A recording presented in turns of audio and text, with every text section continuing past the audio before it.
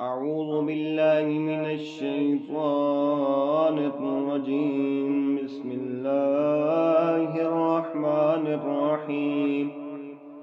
إلا الذين تابوا من قبل أن تقدروا عليهم فاعلموا أن الله غفور رحيم. يا أيها الذين آمنوا اتقوا الله وابتغوا إليه الوسيلة وجاهدوا في سبيله لعلكم تفلحون. إن الذين كفروا لو أن لكم ما في الأرض جميعا ومثله معه ليفتدوا به من عذاب يوم القيامة ما تقبل منهم ولهم عذاب أليم. يريدون أن يخرجوا من النار وما هم بخارجين منها ولهم عذاب مقيم. والسارق والسارقة فاقطعوا أيديهما جزاء بما كسبا نكالا من الله والله عزيز حكيم. فمن تاب من بعد ظلمه وأصلح فإن الله يتوب عليه إن الله غفور رحيم. ألم تعلم أن الله له ملك السماوات والأرض يعذب من يشاء ويغفر لمن يشاء والله على كل شيء قدير. يا أيها الرسول لا يحزنك الذين يسارعون في الكفر من الذين قالوا آمنا بأفواههم ولم تؤمن قلوبهم ومن الذين هادوا سماعون للكذب سماعون لقوم آخرين لم يأتوك يحرفون الكلم من بعد موادعه يقولون إن أوتيتم هذا فخذوه وإن لم تؤتوه فاحذروه ومن يرد الله فتنته فلا تملك له من الله شيئا. أولئك الذين لم يرد الله أن يطهر قلوبهم لهم في الدنيا خزي ولهم في الآخرة عذاب عظيم. سماعون للكذب أكالون للسحت فإن جاءوك فاحكم بينهم أو أعرض عنهم وإن تعرض عنهم فلن يضروك شيئا وإن حكمت فاحكم بينهم بالقسط إن الله يحب المقسطين.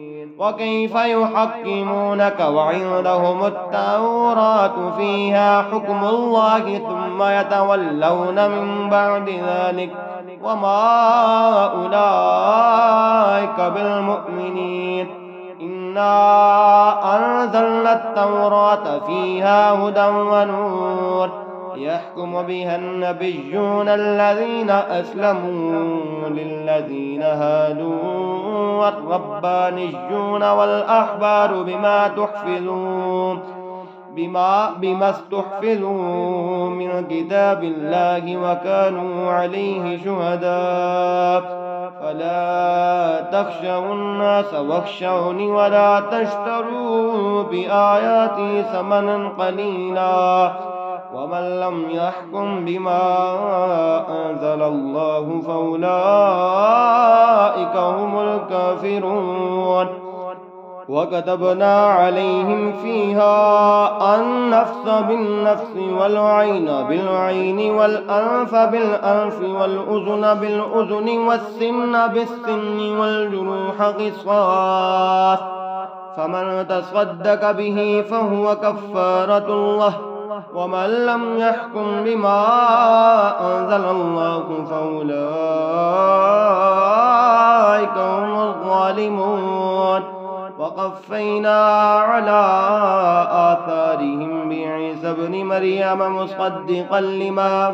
مصدقا لما بين يديه من التوراة وآتيناه الإنجيل فيه هدى ونور ومصدقا لما بين يديه من التوراة وهدى وموعظة للمتقين وليحكم أهل الإنجيل بما أنزل الله فيه ومن لم يحكم بما أنزل الله فأولئك هم الفاسقون وأنزلنا إليك الكتاب بالحق مصدقا لما بين يديه من الكتاب ومهيمنا عليه فاحكم بينهم بما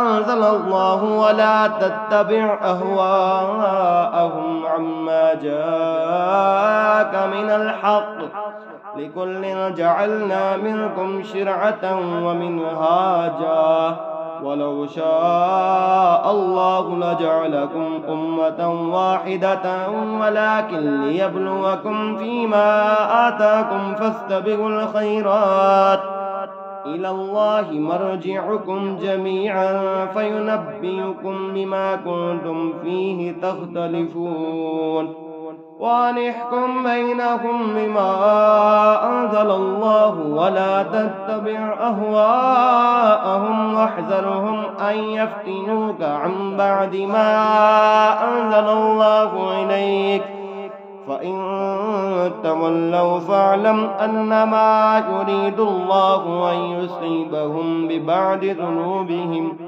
وإن كثيرا من الناس لفاسقون أفحكم الجاهلية يبغون ومن أحسن من الله حكما لقوم يوقنون يا أيها الذين آمنوا لا